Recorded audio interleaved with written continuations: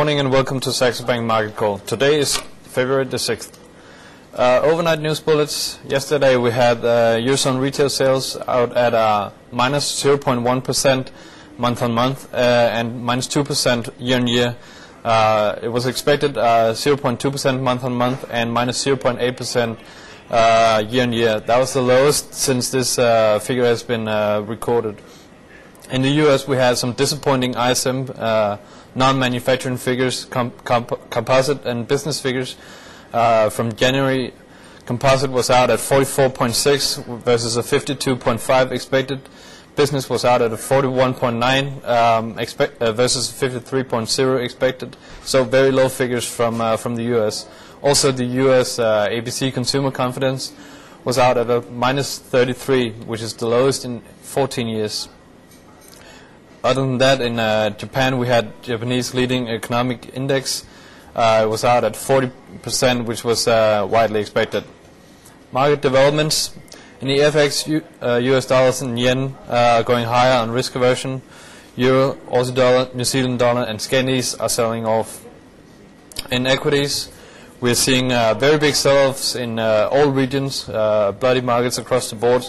Asia is down 5% overnight.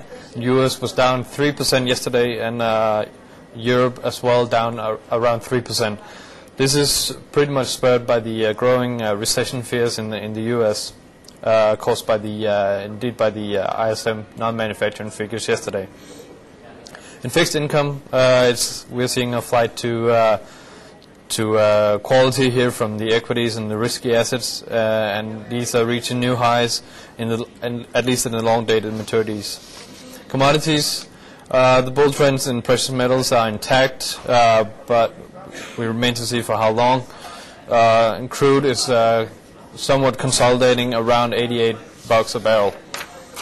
What's going on? Significant downside in the euro after horrible Eurozone retail sales yesterday. That's the worst ever, as I said, or at least since 1996, where the measurement began. In addition, we saw Younger's comments going into the G7 meeting.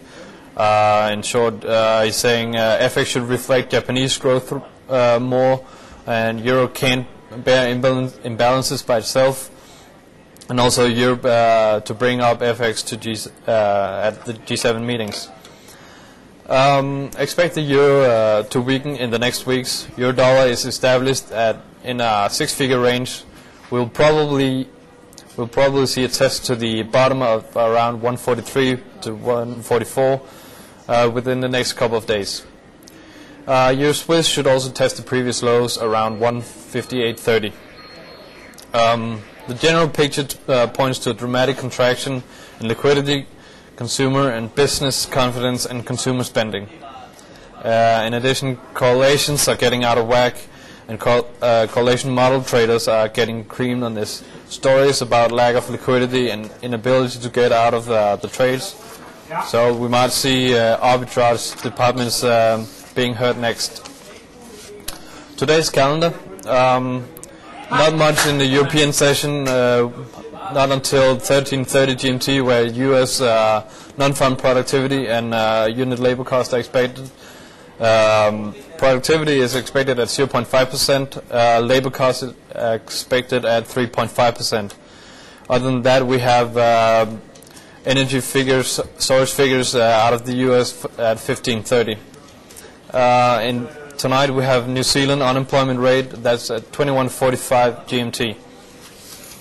Coming highlights, tomorrow will be a big day with BOE and ECB rate announcements.